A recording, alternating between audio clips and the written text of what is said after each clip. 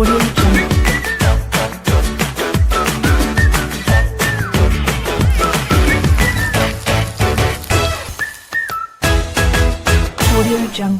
Friends, അസ്സലാമലൈക്കും. എല്ലാവർക്കും നമസ്കാരം.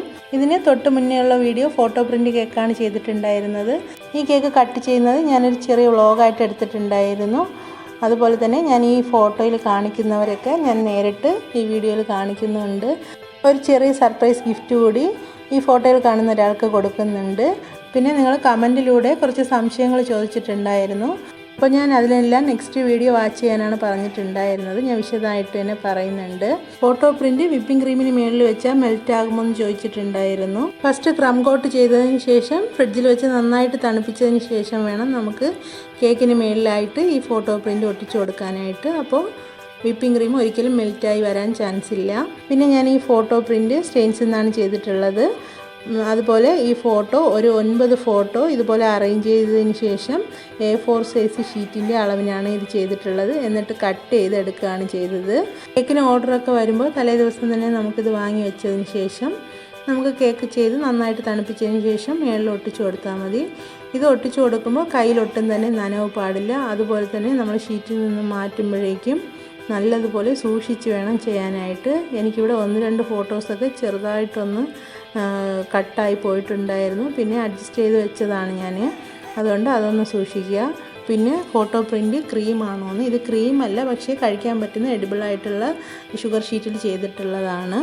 ലാമിനേറ്റ് ഫോട്ടോ വയ്ക്കാമോ എന്ന് ചോദിച്ചിട്ടുണ്ടായിരുന്നു. അത് എനിക്കറിയില്ല.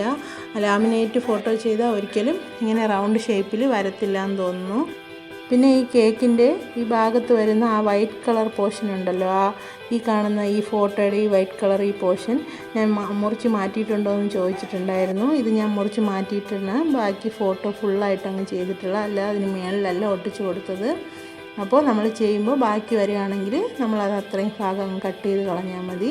അതുപോലെ കേക്ക് ടിന്നിൻ്റെ അളവനുസരിച്ചിട്ടാണ് നമ്മൾ ഫോട്ടോ പ്രിൻ്റ് ചെയ്തെടുക്കാനായിട്ട്. ഇത് എല്ലാ ഭാഗത്തും ഇങ്ങനെ ഒട്ടിച്ചു കൊടുത്തതിന് ശേഷം വിരലുകൾ കൊണ്ട് ഇങ്ങനെ ഒന്ന് അമർത്തി കൊടുത്താൽ മതി.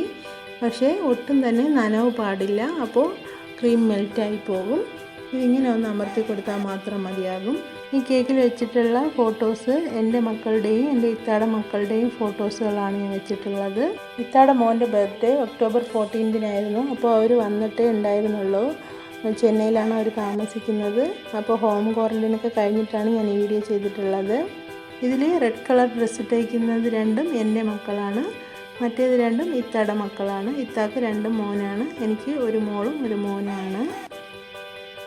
ഇപ്പോൾ ഒരു ചെറിയൊരു ഗിഫ്റ്റ് മോന് കൊടുക്കുന്നുണ്ട്. ഒട്ടും തന്നെ പ്രതീക്ഷിക്കാതെയാണ് അവന് ഈ ഗിഫ്റ്റ് കിട്ടിയിട്ടുള്ളത്. മോളും അതുപോലെ തന്നെ ഒരു ചെറിയൊരു ഗിഫ്റ്റ് കൊടുക്കുന്നുണ്ട്.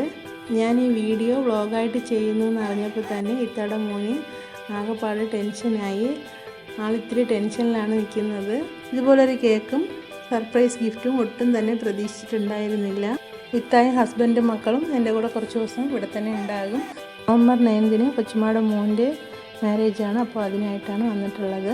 ഇത്താടെ മോന് +1-നാണ് പഠിക്കുന്നത്. എൻ്റെ മോള് 8th സ്റ്റാൻഡേർഡിൽ പഠിക്കുകയാണ്.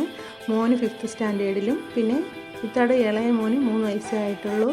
മോൻ്റെ ഫോട്ടോ വെച്ച് ചെയ്തിട്ടുള്ള കപ്പ് അവന് നന്നായിട്ട് ഇഷ്ടമായി. പിന്നെ ഡ്രസ്സും ഇഷ്ടമായിട്ടുണ്ട്.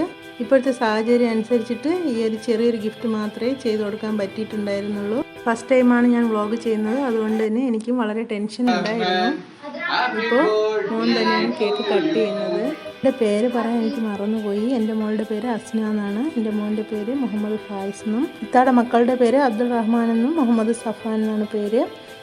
ഇപ്പോൾ കേക്കൊക്കെ കട്ട് ചെയ്ത് എല്ലാവരും കഴിച്ചിട്ടുണ്ട്. ഇളയ മോന് പേടിയായി തുടങ്ങിയിട്ടുണ്ട് ക്യാമറയൊക്കെ കണ്ടപ്പോൾ.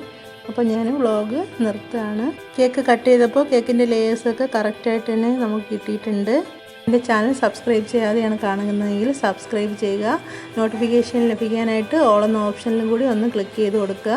ഈ വ്ളോഗ് നിങ്ങൾക്ക് ഇഷ്ടമായിട്ടുണ്ടെങ്കിൽ ലൈക്ക് ചെയ്യാനും മറ്റുള്ളവരിലേക്ക് ഷെയർ ചെയ്യാനും മറന്നു പോകരുത്. നിങ്ങളുടെ അഭിപ്രായങ്ങൾ എന്നെ കമൻറ്റിലൂടെ അറിയിക്കാം. പുതിയൊരു റെസിപ്പിയുമായി വീണ്ടും നമുക്ക് പുതിയ വീഡിയോയിൽ കാണാം. താങ്ക്